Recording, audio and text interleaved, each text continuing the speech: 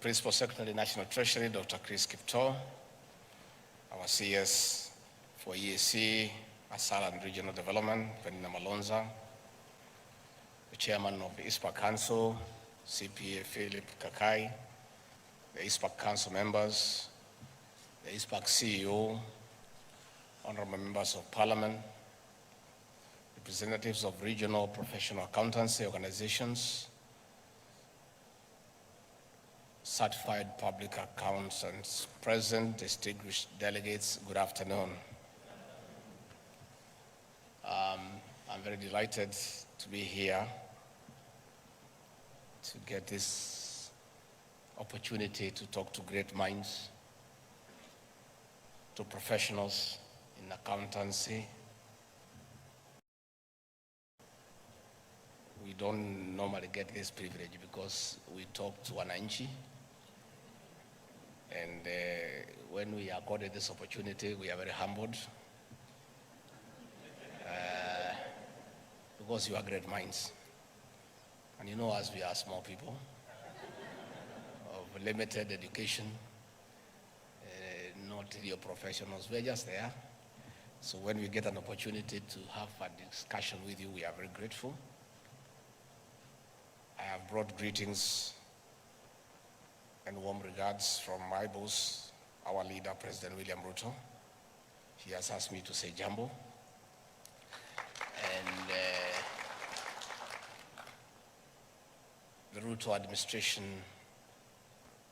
where I'm the principal assistant to the president, have identified our modus operandi for governance as continuous engagement with everybody, including the professionals. I was here last week to talk to supply chain fraternity. I was again here talking to the Institute of Kenyan Engineers. I'm here today talking to you because as an administration,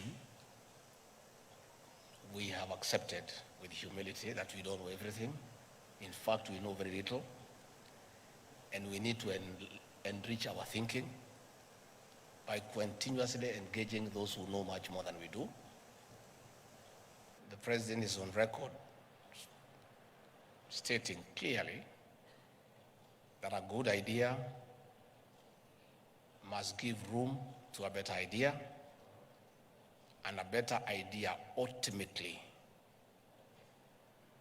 must and should give room to the best idea. This will only happen when people engage. We listen to you, you listen to us, we borrow from the best practices, we have a convergence, we put our minds together, and together we agree what is good for our country. It is therefore very gratifying for me to be here this afternoon to say a few things that have been written to me by my team, and then I can speak a little from my heart. The Accountancy Fraternity holds the 40th annual seminar, second edition, of the Institute of Certified Public Accountants of Kenya, a year into the implementation of the Kenya Kwanza plan. It is also a time that the government is taking a raft of measures, including reforming the tax regime to meet the financial demands of service delivery and development. With collection of more taxes to fund various projects, the need for enhanced transparency and accountability sets in. This meeting, therefore, is timely and essential, not only to ICPAK, but also to our administration. We need an accountable profession that will sow and instill confidence among Kenyans on how their taxes are spent.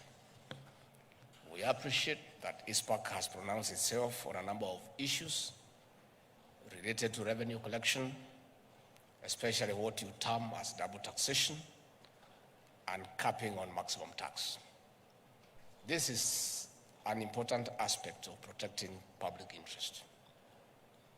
The Ruto administration welcomes such pronouncements from professionals because they elicit public awareness, discussions, and dialogue.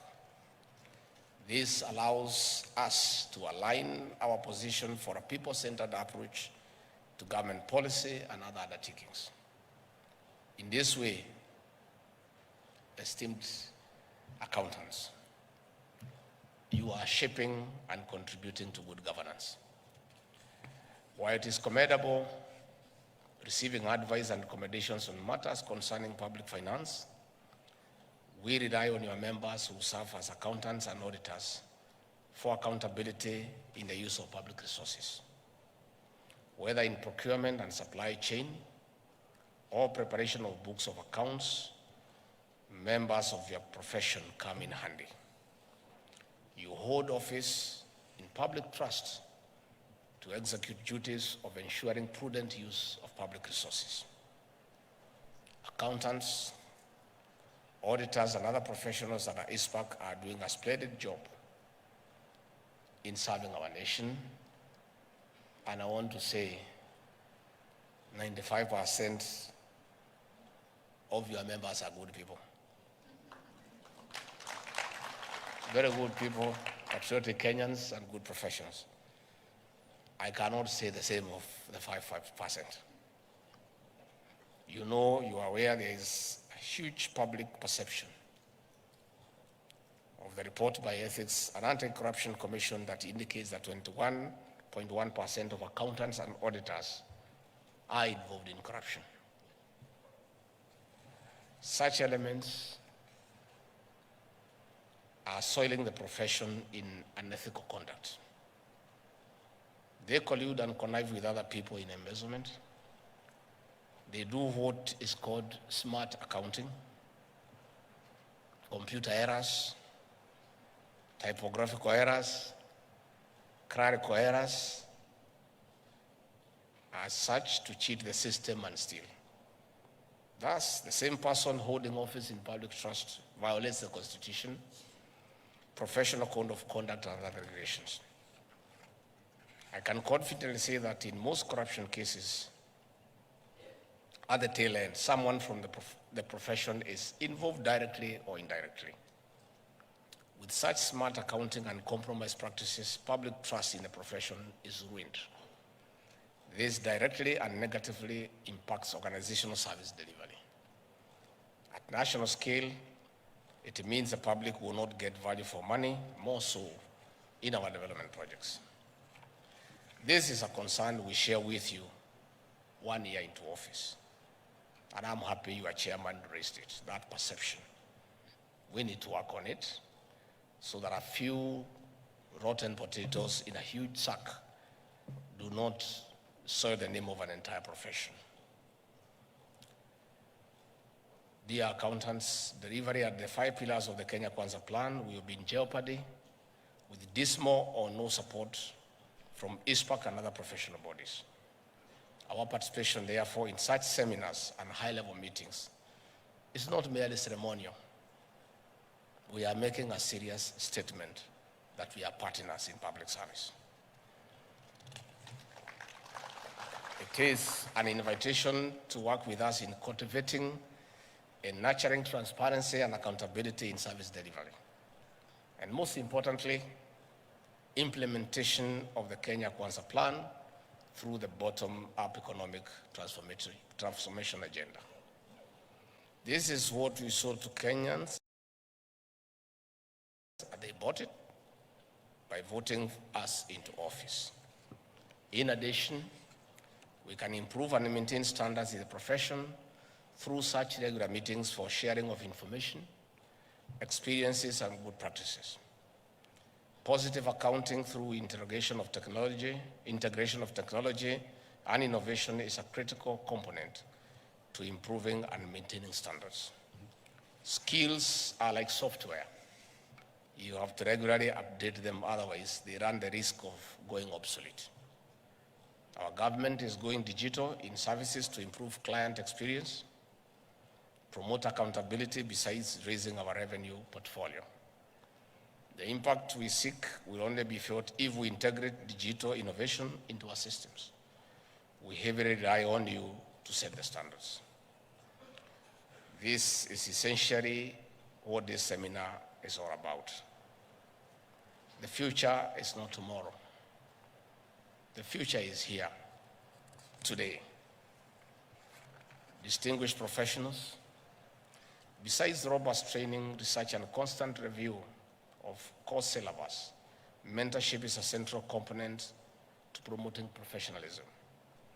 In the bottom-up approach, we call upon senior members to mentor upcoming professionals and offer more opportunities to women and people living with disabilities. This will help us grow a multi-skilled profession that is highly inclusive and multi-talented. On this note, I wish you fruitful deliberations and look forward to a strong and better profession ready to strategically support the government in full implementation of the bottom-up economic transformation agenda. To this end, it is my honor and privilege to declare the second edition of the 40th annual seminar of the Institute of Certified Public Accountants of Kenya officially open. Asante sana. Hii watu yangu wanaandika Kisungu mingi, lakini ni sawa tu. So I just wanted to say that, to add a few things on the issues that you have raised. I've told you we are very happy to come and engage you. And I've listened to you very carefully, and I'm very excited. I had a short session with your leadership before we came here. And they raised several issues that are very pertinent. And they have offered to partner with us on your behalf to make a better Kenya. They have told us that they know, as everybody does, that we have a huge tax burden, and your institute is ready to help us in debt management. You are welcome. I've told the PS to create a forum as early as next week when you come back to Nairobi. If you want to take a rest from Mombasa for a week, it's still okay. And you engage the CS and the PS and the experts at the National Treasury on what you think we can do in managing public debt. And after you finish with the Treasury, we'll ask you to come and make a presentation before President William Ruto on what you think we can do. Many people are not truthful. Myself, I'm a truthful person. And you know, many people want to skirt around the issues that I have, making us have a challenge as a country. The truth of the matter, and you people know it. Our challenge is nothing else but public debt, which is unmanageable. This debt, we did not make it ourselves. If you remember, on the 13th of September 2022, when I took oath of office as Deputy President, and I was given an opportunity to say something before I invited the President, I told the people of Kenya, on day one, not now, because I'm a truthful person, of the economy we have inherited. And I told the people of Kenya that we found empty coffers. I told the people of Kenya we have found a 9.6 trillion public debt. I told the people of Kenya we have found pending bills of 900 billion. I told the people of Kenya we have found a demoralized public service. I told the people of Kenya we were almost facing an economic shutdown. Today everybody is talking about it. That time people shouted at me, oh, this guy is very cheeky. Why is he talking before foreigners about our challenges? But I needed to tell Kenyans from day one. Had I not told Kenyans today, they would be blaming us. I told Kenyans the kind of economy we inherited. Many people are uncomfortable us talking about it. But the truth must be said. That is the space we are in. And I welcome wholeheartedly that you have volunteered to help us with ideas of what we can do to manage our public debt. And what we agreed under the leadership of President William Ruto is that we found ourselves in a hole. And what you do if you're an intelligent person, when you find yourself in a hole, you first stop digging and figure out how to get out. And that is exactly what we have done. Tightening revenue collection, sealing leakages, making sure that every cent is collected to pay public debt. All those people who are criticizing President William Ruto, they need to be honest. Are they telling the president and the government not to honor the debts that we found? These are debts for the Republic of Kenya. Although they were not committed by the present administration, they were debts committed by the government of the Republic of Kenya then. You as accountants, as business people, you know, in simple bookkeeping, there are assets and liabilities. We inherited the assets. State House, my office, vehicles. Fair enough. What about the liabilities? We inherited them too. Huge public debt, 9.6 trillion, 900 billion pending bills. Eurobond, 2 billion. Accruing interest between 12 to almost 16%. Those debts must be paid, and they'll be paid by the people of Kenya, not by William Ruto or Gachagua. It is the people of Kenya. Us being part of Kenya will pay through paying taxes. These people shouting left, right, and center, telling us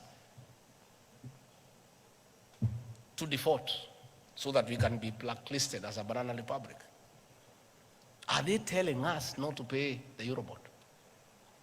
Are they telling us not to pay what we owe the local banks? We want them to come and tell us. Don't just shout. Offer a solution. These debts are on record. We did not borrow as we were in the forest. William Ruto alikuwa ametengwa nje. He was not attending cabinet. He was not attending the National Security Council. He was not part of committing the country to those debts. But he is the president of the Republic of Kenya.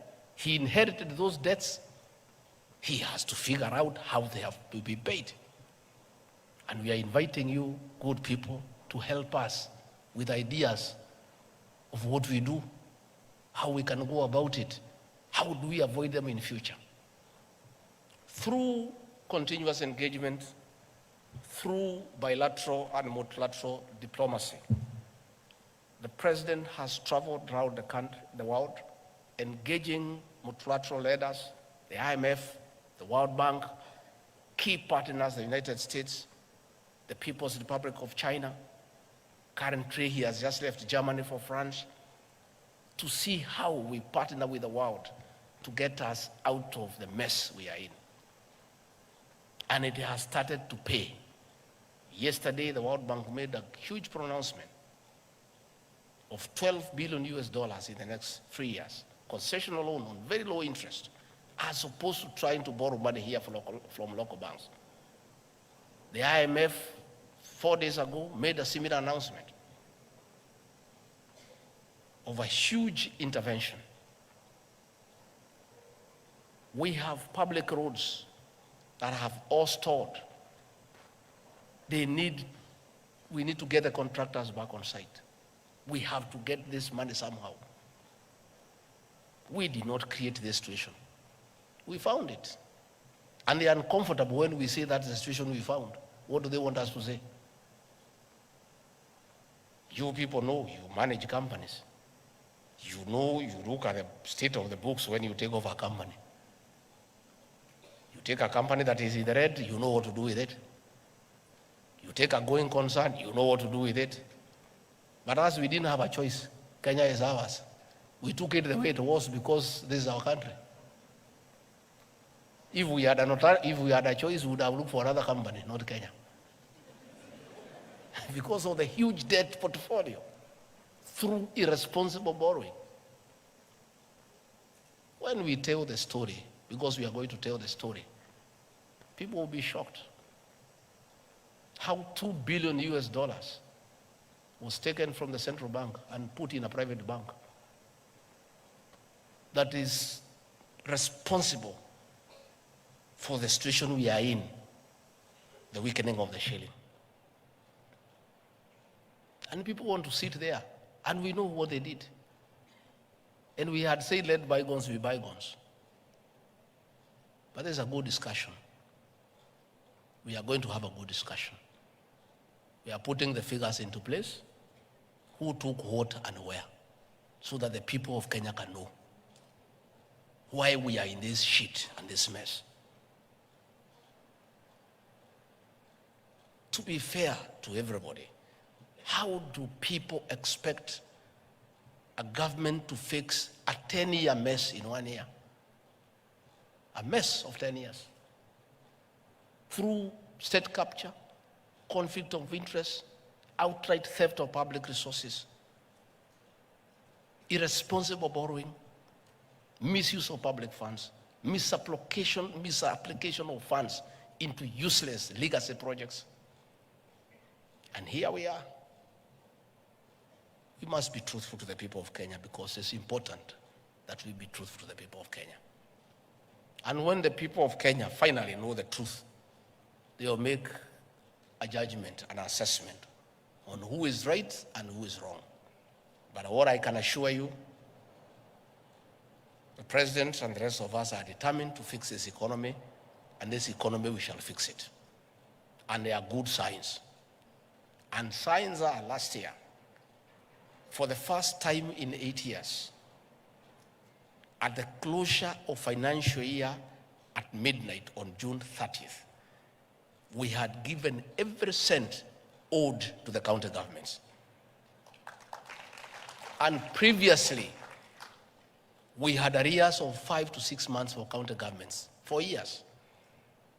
By the closure of financial year on June 30th, we had disbursed the last coin to the constituency development funds. For the first time, we have no arrears for our elderly men and women for their monthly stipend. We found an arrears for 8 months for those senior citizens who need that 2,000 to buy drugs, to buy food. We have cleared all that. Today, they get their stipend before civil servants are paid. And we have said, let anybody who has an idea on how to fix this economy come and talk to us. I want, on behalf of the president, to welcome you as ICPAK.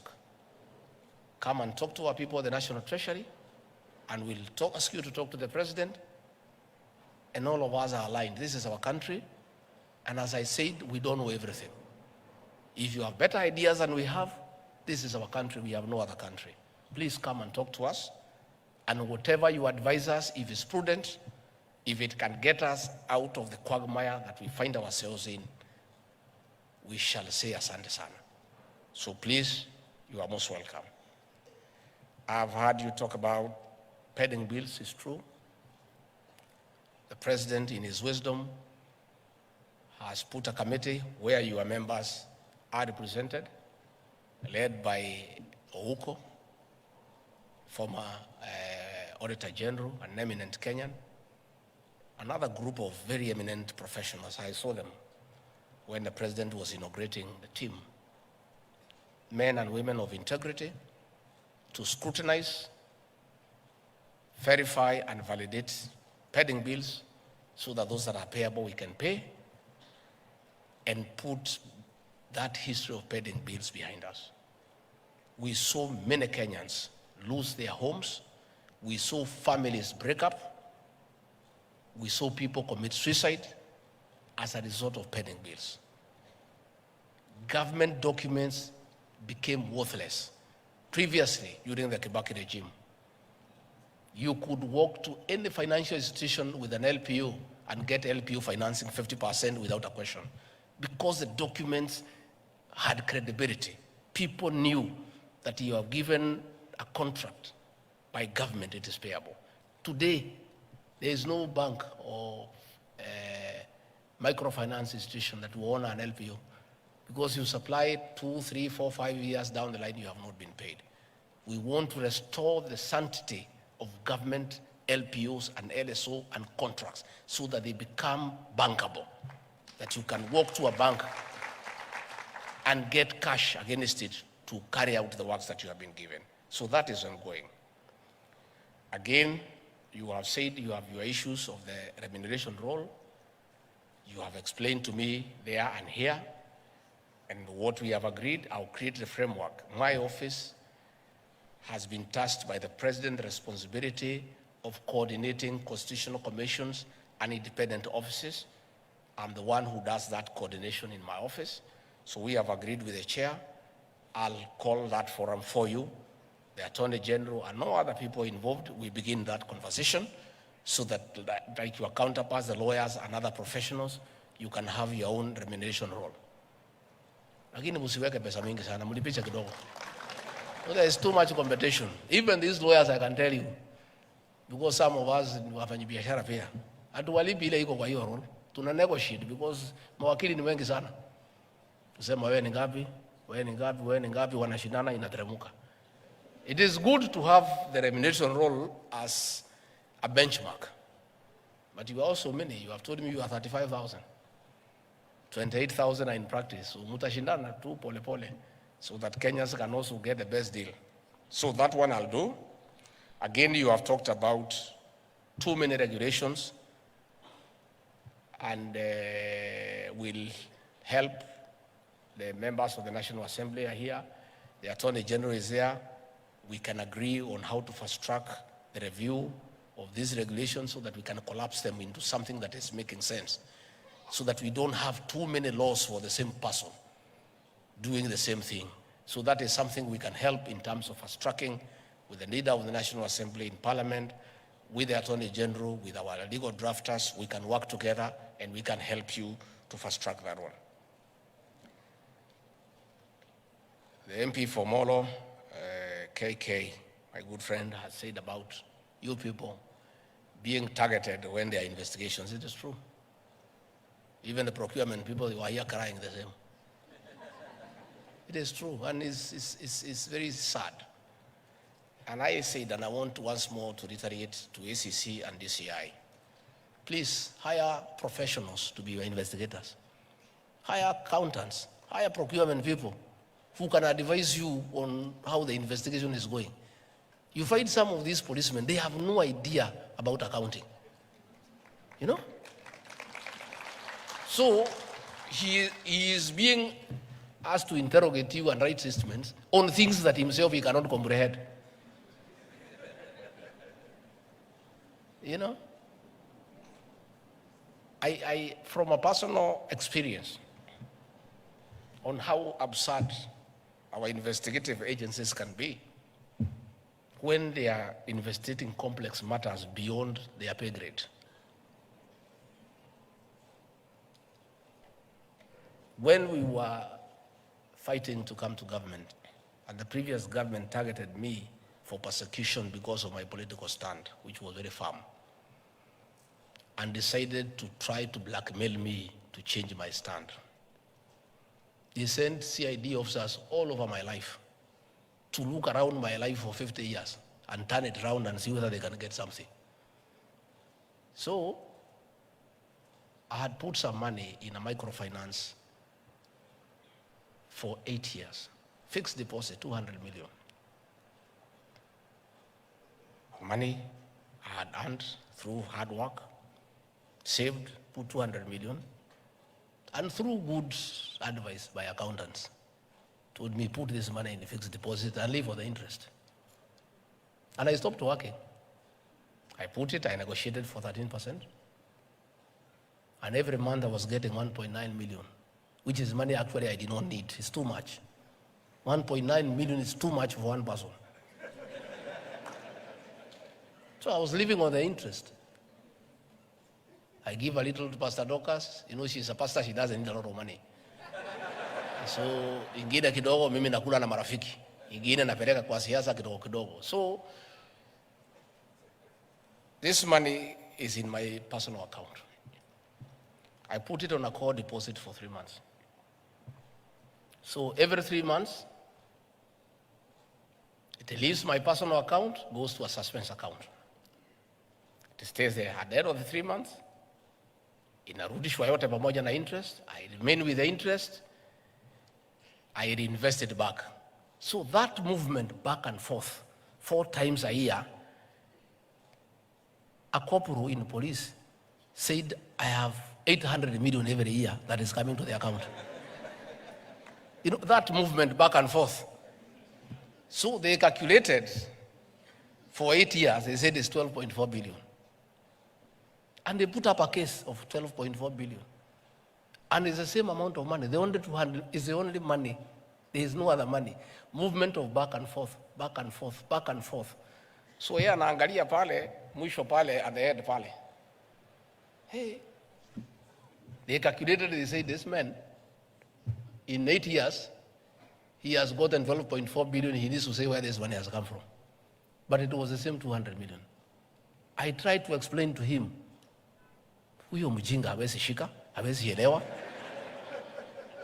But if they had an accountant or a banker in that bank, tungefika hapo kweli? It's just a rollover. We are trying to tell them what is a rollover. Anasema, hiyo ni nini? Hawezi shika. And that is where you have found accountants have been called to record statement. The fellow recording cannot understand what is it that you are saying. He has no idea about books of accounts. So I'm saying, EACC, DCI, please, for you to deal with corruption and economic crimes, hire professionals in every field as your investigators. Have accountants, have procurement officers, have bankers, have all sorts of professionals for you to deal conclusively with economic crimes because they are complex. An ordinary policeman trained in Kigajo cannot understand those things. And I want to say now that we have agreed on police reforms, we have agreed that we'll have a cadet entry so that we attract professionals, so that you enter at the level of an inspector when you are professional. I want to encourage professionals across the country.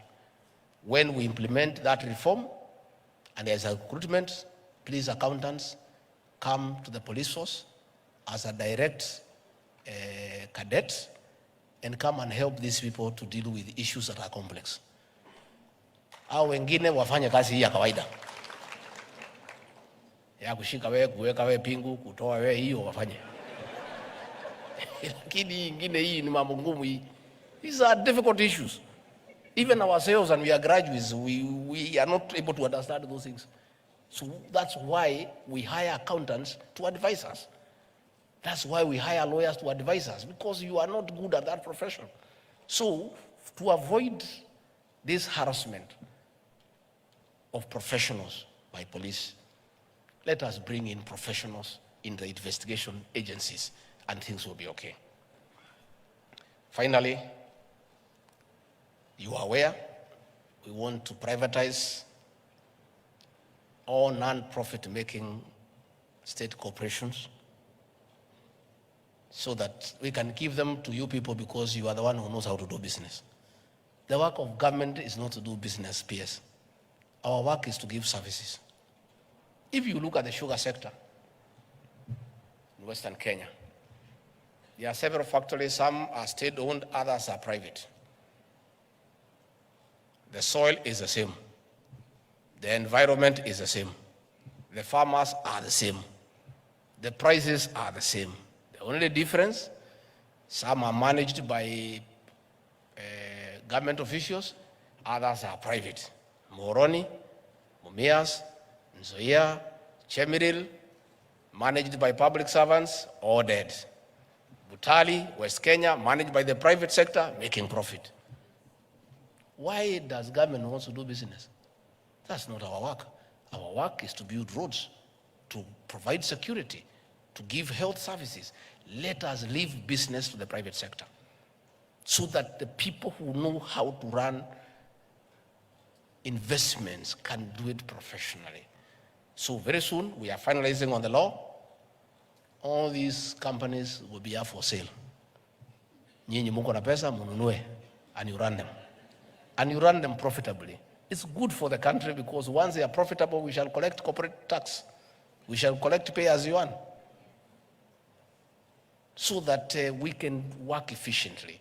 But we have no business as a government to put more money into non-profit making organizations. It is unwise. It's actually foolish to do so. And this cannot continue. These are some of the hard decisions the president has to make. And the test of leadership, not just in Africa but in the world, is the ability for a leader to make hard decisions for his country. These decisions may look unpopular for now, because they are hard decisions. But in another 24 months, people will say these were the right decisions, because hard decisions must be made. There is no other way of turning around this economy. And if we don't make hard decisions, we'll all get into problems. Technology is the way to go. We have started ourselves as a government. We have digitized all our services. And you know, everything was being stolen. People had their own receipt books. Kwa National Park, mtu ako na receipt yake. Analipisha, anapeana receipt, anaweka pesa kwa mfuko. Before we digitized all our services, we were collecting 60 million a day. After we did, we are collecting every day 350 million. 600% increase. The 290 million ilikuwa naenda kwa mifuko ya wanaume. And there was a lot of resistance. There was a lot of resistance. And we said, if you cannot agree that we digitize our services, we pay through one pay bill number, utembee uende nyumbani. We are now at 350, and our progression, when we look at the full potential, in another 3 months, we'll be able to collect $1 billion every day for this country. So let everybody embrace digitization of government services. Na wengi hata wamewacha kazi, because they were not living on the salary, they were living on collecting money in cash. So that one is going to continue, because there is no other way of going about it. Finally, you talked about your scheme of service. Those who are in the public sector, we are willing to have that conversation. I'm in charge of public sector reforms. We are willing to engage you as ICPAK on behalf of those who serve in the public sector, so that we can agree with the Public Service Commission and the Ministry of Public Service on a scheme of service to encourage career progression and to have a very defined structure on how you rise in the service, so that you don't just work and you are not sure about tomorrow. So if we were able to do that, I think things should be able. Finally, I was very happy to note that 60% of your membership are our women. Pongezi, congratulations. You know, accountants are very important people, because the issue of integrity and being honest is very important. So I'm very happy that 60% are women, because most women are very honest.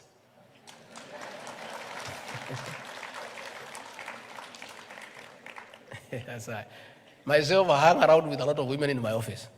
All the key areas nimepatia wa mama, because hapana wezi. Quite a number. A few ni wakora, lakini the whole, a few manga kidogo wanakaa kama wanaume, lakini sisi wazee tuko wakora kidogo. So I'm very happy that most, 60% of your members are women, and we want to encourage our women to fight for your space in every sector in this country, including leadership. be women of substance. You have something to offer because you offer service from the heart. You are very genuine and compassionate in what you believe in. So we would want to see more women in leadership. And I can tell you from the cabinet, we have 8 women. The one at Toa Jasho, they work, and they work from the heart.